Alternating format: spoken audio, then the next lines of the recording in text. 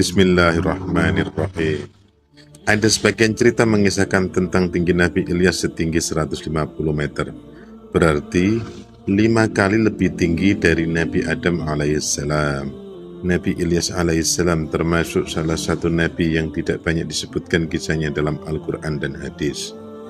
Al-Quran hanya menyebutnya dalam surat Al-An'am ayat 85 dan surat Asy-Syaffat ayat 123 sampai 132. Sebagian kisah Nabi Ilyas yang beredar di umat Islam berasal dari kisah Alkitab atau berasal dari sumber Israiliyat, sehingga perlu dipilah-pilah dan dipertimbangkan kembali berdasarkan kaidah dari Al-Quran dan hadis. Lalu bagaimana kisahnya?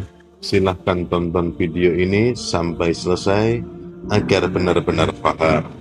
La ilaha illallah Muhammadun Rasulullah alaihi salatullah wa alihi wal ahib. Assalamualaikum warahmatullahi wabarakatuh. Sahabat Rania Zubaidi, semoga kita semua dalam keadaan sehat walafiat. Amin ya rabbal alamin. Nabi Ilyas adalah salah satu nabi dan rasul yang diutus oleh Allah Subhanahu wa taala kepada kaum Bani Israel dan Finisia yang menyimpang dari ajaran tauhid dan menyembah berhala yang bernama Baal. Nabi Ilyas hidup pada zaman kerajaan Israel atau Samaria yang dipimpin oleh Raja Ahab dan istrinya Izabel. Adalah seorang raja yang zalim dan tidak taat kepada Allah Subhanahu wa taala, yang membiarkan istrinya Izabel berasal dari Tirus membawa berhala Baal ke kerajaannya dan menyuruh rakyatnya untuk menyembahnya. Baal adalah salah satu dewa kuno dalam ajaran agama Kan'an kuno yang diyakini dewa kesuburan, hujan, petir. Nabi Ilyas berdakwah dengan penuh kesabaran dan keberanian kepada kaumnya agar mereka kembali kepada Allah Subhanahu wa taala dan meninggalkan penyembahan berhala Baal. Nabi Ilyas menegaskan bahwa hanya Allah yang berhak disembah dan hanya Dia yang menguasai alam semesta. Namun, kaumnya tidak mau mendengarkan seruan Nabi Ilyas dan tetap bersikeras menyembah Baal.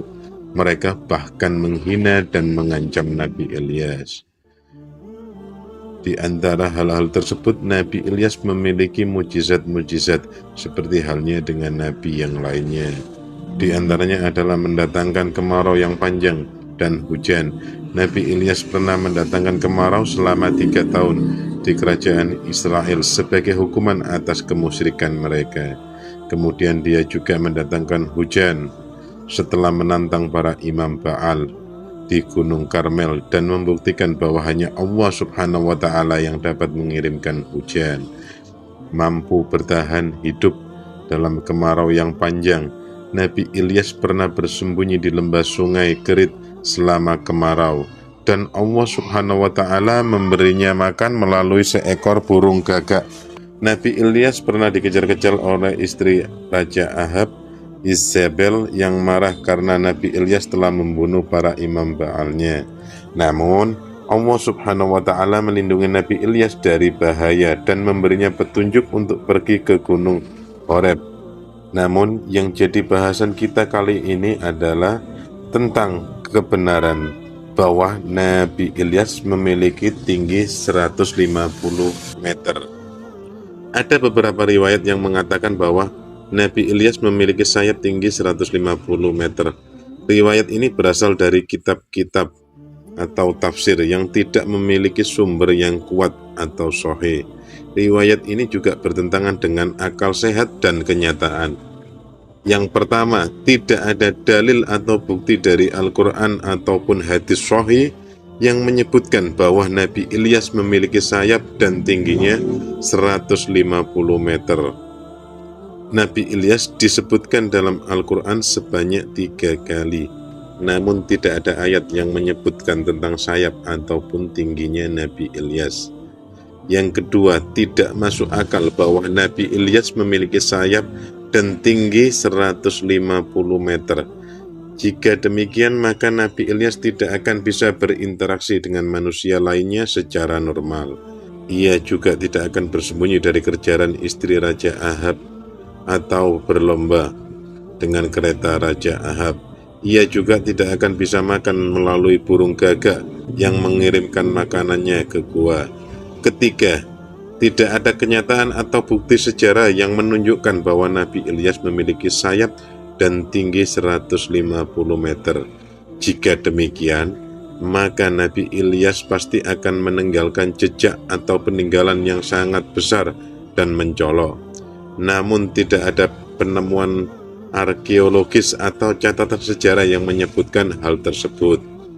Oleh karena itu, riwayat yang mengatakan bahwa Nabi Ilyas memiliki sayap dan tinggi 150 meter adalah riwayat yang tidak benar dan tidak dapat dipercaya. Riwayat ini mungkin berasal dari hayalan atau dongeng yang dibuat-buat oleh orang yang tidak bertanggung jawab. Riwayat ini juga dapat menimbulkan kesalahpahaman, kerancuan tentang Nabi Ilyas. Nabi Ilyas adalah salah satu nabi dan rasul yang dihormati oleh umat Islam, umat Yahudi, dan umat Kristen. Kisah Nabi Ilyas ini dapat kita jadikan teladan.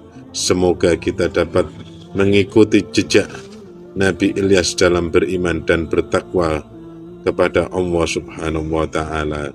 Wallahu a'lam. Sesungguhnya kebenaran hanyalah berasal dari Allah. Jika ada salah atau khilaf, itu dari saya pribadi.